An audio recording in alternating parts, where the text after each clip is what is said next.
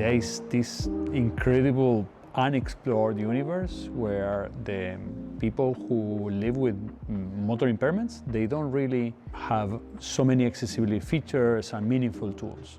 I started exploring how the artists create their own visual works with digital technology. But there's a big gap between what the computer inputs are and the way that they have to find workarounds. From there, I started creating wearable prototypes to emulate a keyboard. So that way, when they are drawing, it's not the artist learning a new technology, but actually this new technology is learning from the artist. 现在成为一个全职插画师的话，我要感谢我这个病，它是一个契机，因为没有办法正常出门上班了嘛。当时是有在家继续给人当乙方的，我就有去思考我自己真正想要的是什么。我不希望我身体变差以后情绪也不能自己控制，因为身体这个东西是没有办法自己控制，但是我的生活是可以自己掌握的。所以我其实很感谢这个病，它让我进行了选择。因为我很小的时候呢，就已经诊断出来是一个成骨不全症患者，所以家人觉得我最好是待在那里不要动，就是画画是最安全的。所以我的父母给我买了一些画笔，然后我就开始画画。然后久而久之呢，我也是喜欢上画画了。我觉得我为什么会做一个艺术创作者，或者说内容创作者，最主要原因就是我享受那个从零到一、从无到有的一个过程。我去创造一个世界，创造一个意境，有一种主宰一个小天地的一种感觉。虽然从30多岁开始学画画可能会有点晚吧，但是我觉得我的人生还挺长的，就未来可能还有好多年的路要走。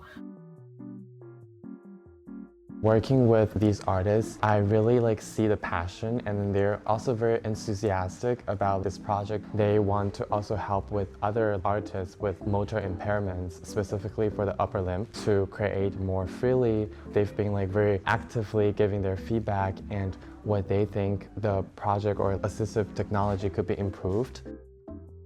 Describe what I do in short, it is to train the model to recognize the specific data patterns associated with each movement. We use sensors to record movements from each participant. Since the sensors just output a raw stream of numbers every second, the model has to learn that this specific pattern means, for example, leaning left, and that pattern means sitting still. It is about teaching the machine to see the shape within the numbers. For my part in the project, I'm focused purely on just the physical form. From the start, I knew that a wide range of responses I'll get from different people. They'll have expectations and also perspectives on what's comfortable for them, what feels good to use, and also how useful certain components of it are. We use Edge Impulse. It is a highly accessible platform that streamlines deploying machine learning onto tiny devices. It allows us to build a processing pipeline easier by using blocks provided. I used some DSP modules like FFT to extract features from data we split from raw signals, and then feed them into a classifier to train the model. The hardest part in this process is the cycle of testing and iteration. We have to fine-tune the model bit by bit to find a delicate balance. We also need it to be accurate but not overfitted. If the model is too sensitive, it reacts to noise. If it's too rigid, it misses the gesture. And sometimes tweaking code parameters is not enough because the data gathered may not be sufficient for the model to recognize the dynamic patterns. As a result, we also need to spend some time communicating with the artists to collect feather samples that reflect their actual habits.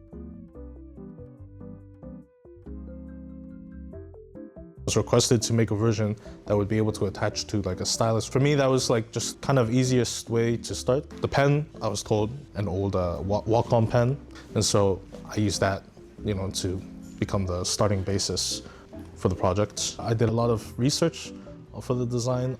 Yeah, it was a lot of searching of how products on the market now kind of address these issues.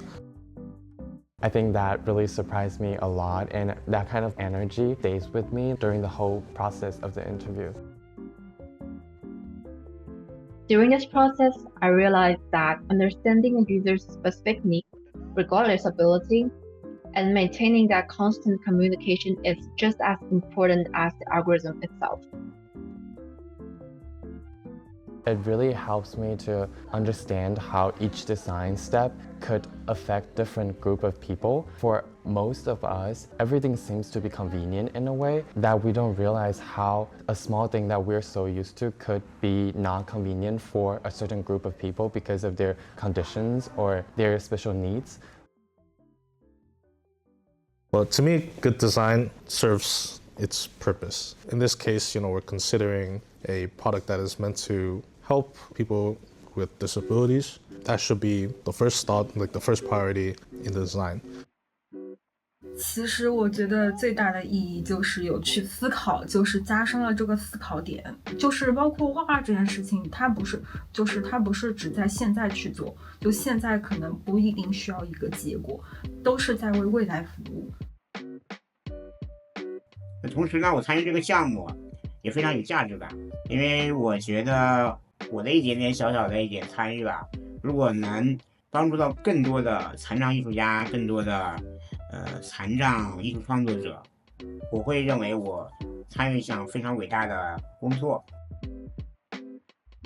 所以画画对我而言，它是一种抒发情绪以及自我救赎的一个事情，很治愈。